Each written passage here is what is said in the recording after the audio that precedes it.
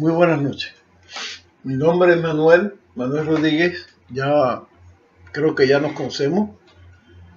Y estoy hablando de ustedes una secuencia de videos en que estamos haciendo un análisis sobre el libro de la oveja negra. Como hemos hablado, el libro de la oveja negra es un libro que tiene 8 volúmenes. Y en cada uno de los volúmenes, pues, sencillamente, nosotros tenemos toda una serie de capítulos. Los 8 libros tienen un total de 2.400 páginas. Estamos hablando de aproximadamente 300 o 300 algo páginas por libro. Muchos capítulos, muchas partes y mucha tela por donde contar. En el libro número 1, nosotros tenemos, es como una introducción de lo que es la Biblia con todos sus orígenes, también el origen de Génesis, el origen de muchos libros, y fundamentalmente en este libro número 1 que nosotros vamos a abarcar en esta serie inicial de video, hay una de las partes más importantes, que es la genealogía de Jesús. Pero hoy, como no vamos a tener tiempo para todo, vamos a ir abarcando toda una serie de temas que realmente suena para mí muy divertido. Muy divertido porque cuando nosotros hacemos un análisis de los textos, de estas versiones que se han hecho hispanas, fundamentalmente hispanas, porque la iglesia protestante norteamericana, ellos tienen una versión que no la han abandonado mucho. Quiere decir que hay muy pocas versiones de la Biblia inglesa, que se conoce como la versión de King James. Pero la Biblia hispana, o las Biblias hispanas, hablábamos ayer de una cantidad de aproximadamente 25 a 27 libros. Perdón, 27 versiones. Una de las últimas versiones que hay de la Biblia, posiblemente la más moderna, es la versión del Nuevo Mundo. La versión del Nuevo Mundo es la que pertenece, o que estos señores de los testigos de Jehová se inventaron para poder ellos cambiar, para ellos poder adaptar la Biblia para su conveniencia. Estos señores de la iglesia de los testigos de Jehová, o el Salón del Reino de los testigos de Jehová, son, al igual que el señor que inventó la iglesia, o lo que nosotros conocemos como los mormones, entre estos dos señores, los creadores de los testigos de Jehová y los creadores, o el creador de la iglesia de los mormones, entre ellos dos se están discutiendo cuál de ellos es más falso, cuál de ellos es más farsante. La iglesia la secta de los testigos de Jehová tiene sus orígenes en Pensilvania. El origen de ella data de mucho tiempo para atrás, del siglo pasado, sobre una organización que se conoció como los estudiantes de la Biblia. Hubo varias personas que influyeron mucho en este grupo de los estudiantes de la Biblia, y nació, con el tiempo, esta iglesia que se conoce como la iglesia de los testigos de Jehová. En inglés, bueno, tiene otra denominación que se llama Watchet, la Atalaya, toda una serie de cosas. Esta iglesia o esta secta de los testigos de Jehová nació en el estado de Pensilvania. Y uno de los máximos jefes de los testigos de Jehová hizo un cambio del estado. ¿Por qué? Porque el estado de Pensilvania le exigió a estos testigos de Jehová que declararan impuestos.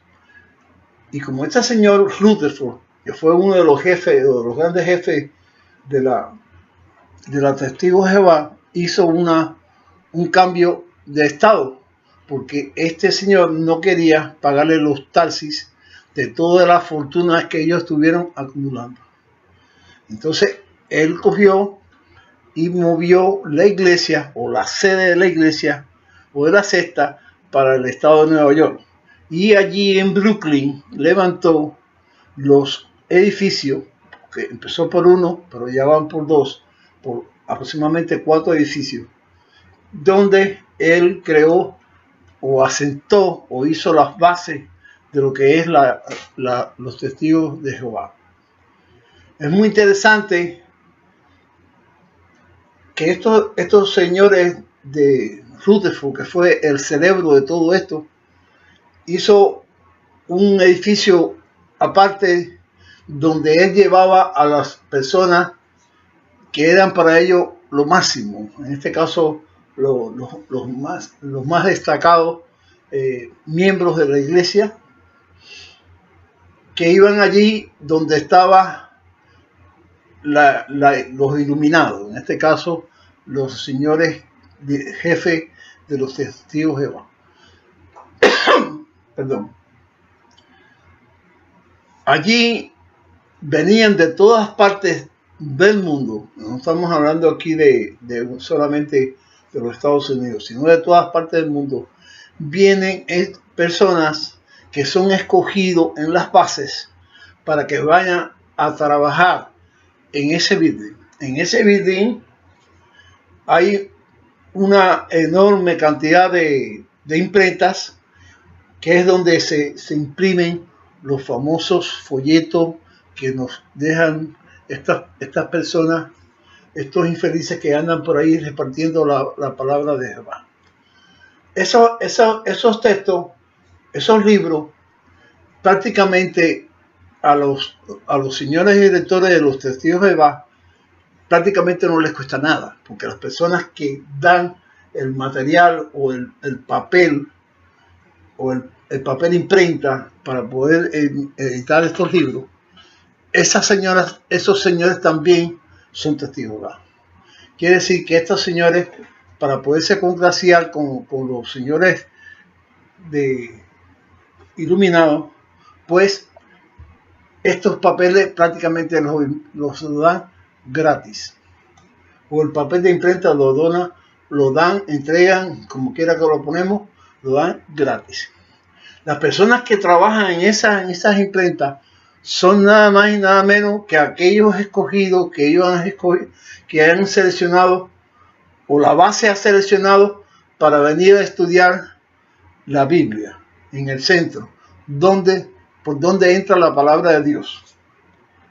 Ahora usted se puede imaginar que si el papel no cuesta nada, si la impresión de los libros tampoco cuesta nada, porque los que producen esos folletos, que nosotros lo vemos muy bonitos, son los mismos trabajadores que no cobran nada. Los señores de los testigos de Jehová le pagan a estos señores solamente con lo que es el hospedaje o su estancia en estas imprentas, que es un edificio que está al lado del edificio principal. Podemos imaginar entonces que lo mismo pasa con las tintas, lo mismo pasa con las reparaciones de estas imprentas que son enormes, y todo esto es como las reses, todo es negocio. Hasta los cascos, como dicen que hasta los cascos de las reses son negocios. Pues estos señores, los testigos de Jehová, y la dirección de los testigos de Jehová, pues ganan mucho dinero con todo esto, porque los testigos de Jehová, aunque no le cobren nada a ustedes por entregarles estos libros, ellos sí aceptan las donaciones y las herencias que las personas al morir, que han estado toda su vida ligados a estas personas, le dejan sus bienes que han conservado durante todo el tiempo. Y estamos hablando de propiedades, de residencia, de cuentas bancarias, toda una enorme cantidad de dinero que estos señores reciben. Entonces el problema que ellos tenían con el estado de Pensilvania, que era que tenían que declarar impuestos, pues este señor Rutherford no quiso hacerlo y movió la sede de Pensilvania para la ciudad de Nueva York, donde único él paga los impuestos por estos edificios que están allí en Brooklyn. Pero lo que más me interesa a mí hablar de esto es que hubo un miembro que estuvo muy destacado de los testigos de Jehová, que se llamó Knorr. Se escribe K-N-O-R, Knorr. Este Knorr, o Nathan George Knorr, él hizo la versión, ahora que estamos hablando de la Biblia del Nuevo Mundo, él fue el que hizo la versión del Nuevo Mundo. Y en este caso estamos hablando de una fecha tan cercana como 1975. En este caso, la Biblia del Nuevo Mundo fue hecha por este señor que no sabe nada de hebreo, que no sabe nada de egipcio, que no sabe nada de griego, que no sabe nada, sencillamente nada, sabe sobre los antiguos manuscritos hebreos, que ya nosotros hemos hablado directamente. Este señor Knorr fue el que creó la famosa adivinación o aquel anuncio de la llegada del Apocalipsis aquí en la tierra. Ese señor se agarró a través de unas cuentas que él inventó, que Adán había nacido en el año 4025 y en 1975, o sea, cuando él estaba ahí en el poder, habían transcurrido 6.000 años. Según una parte del Nuevo Testamento, un día es igual a 1.000 años. Quiere decir que el supuesto nacimiento de Adán en 4025 más 1975 años más, habían transcurrido 6.000 años, según las cuentas de este señor, un estafador profesional. De tal manera que en 1975, cuando se acercó la fecha en que iba a surgir el Apocalipsis, en este caso el séptimo día, porque para la Biblia 6.000 años era igual a 6 días, o viceversa, 6 días era igual a 6.000 años. Quiere decir que en temprano otoño se iban a cumplir 6.000 años, en este caso 6 días del nacimiento de Jesús, de Adán, y iba a llegar el Apocalipsis a la tierra. No nos podemos ni tan siquiera imaginar lo que esto significó para muchas y muchas personas que no tenían conocimiento de esto, del tamaño de esta estafa, del tamaño de este fraude. Hubo suicidio, personas que se enfermaron de los nervios, personas que padecieron ataques de pánico, personas que se escondieron en cualquier parte, en las montañas, porque es que iba a llegar el Apocalipsis. El Apocalipsis o las revelaciones de Juan es uno de los libros que nosotros vamos a hablar para poder terminar esta serie de charlas que estamos haciendo con ustedes. Ahora, pues entonces, podemos afirmar que la Biblia del Nuevo Mundo, la versión del Nuevo Mundo, es una de las más modernas comparada a todas las Biblias anteriores, porque estamos hablando que los textos bíblicos o los libros que compusieron los textos bíblicos datan de aproximadamente del siglo IX, dentro del primer milenio antes de Jesús. Entonces, en la noche de hoy para poder detallar más sobre esto, entonces hemos, como podemos decir, como hemos retrocedido un poquito para atrás de lo que estábamos hablando en el video anterior.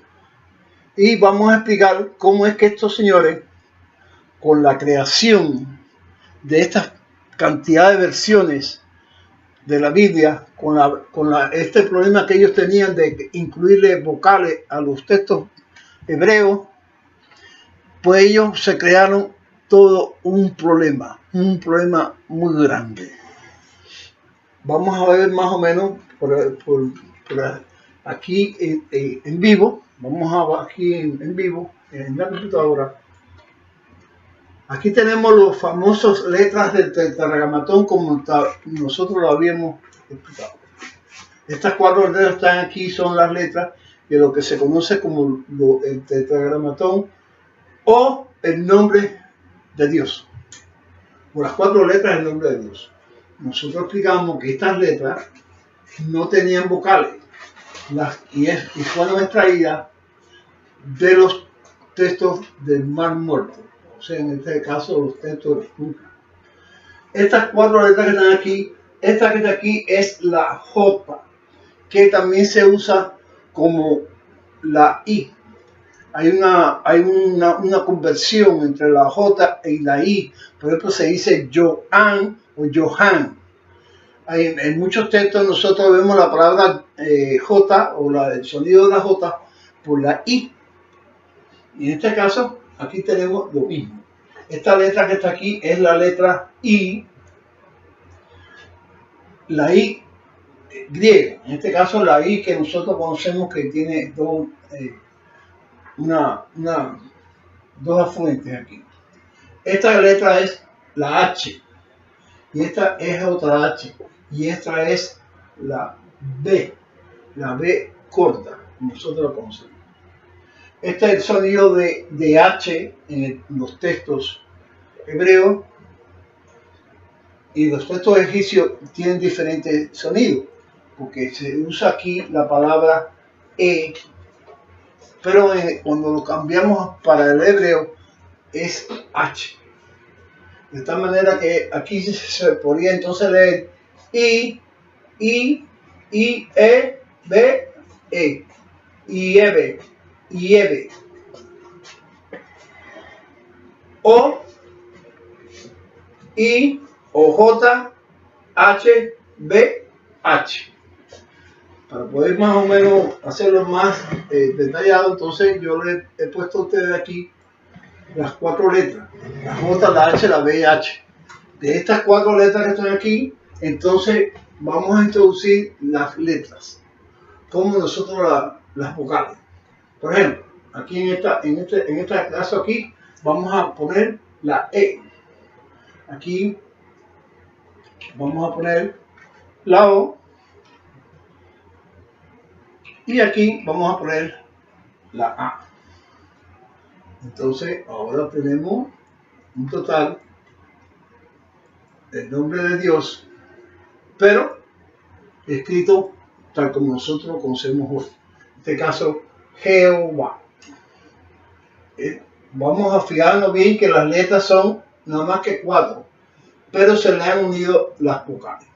¿De dónde salen estas palabras? Esas vocales son vocales que se usan en un nombre de reverencial muy usado en la antigüedad, que se llamaba Edonai. Esas vocales de Edonai fueron puestas aquí de esta manera que aquí sale el nombre de Jehová. También otra versión entonces está Jao, Yahvé. Vamos a decirlo aquí, en vez de una J sería Yahvé. Vamos a cambiar esta palabra aquí. Entonces vamos a poner la H, la Y, y vamos ahora a añadir la E. Entonces ahora tenemos el otro nombre de Dios como se conoce, lo que es Yahvé. Todos fíjense que bien perfectamente de que estamos hablando de las vocales. Las consonantes están ahí, son las mismas. pero son diferentes escuelas, diferentes versiones, diferentes copias, diferentes maestros, masoretas, todo eso se dio. El otro nombre que nosotros tenemos es este nombre, Elohim. Elohim es una forma de tratar como una reverencia y significa el Señor. De ahí entonces vienen las palabras Elohim, Eloi, viene también la palabra Eli, es una forma corta, Eli. En este caso, cuando Jesús de Nazaret, o Yusa, que es el nombre correcto, es Yusa, este Jesús usó esta palabra, Eli, cuando él está en la cruz y él llama y le dice a Dios, en este caso al Padre, le dice, Eli, Eli, lama sabatani, lo está diciendo en arameo. Eli, lama sabatani significa, Dios mío, ¿por qué me has abandonado? En otras versiones bíblicas aparece, Dios mío, ¿por qué me has desamparado? Todo esto es producto de las famosas traducciones, las versiones que son en diferentes idiomas. Este problema trajo muchos problemas. Estamos diciendo, por ejemplo, que me está diciendo que llevan mucho tiempo. Vamos a contarlo aquí ahora mismo y entonces después seguimos inmediatamente con otro video. Muchas gracias. Yo sigo.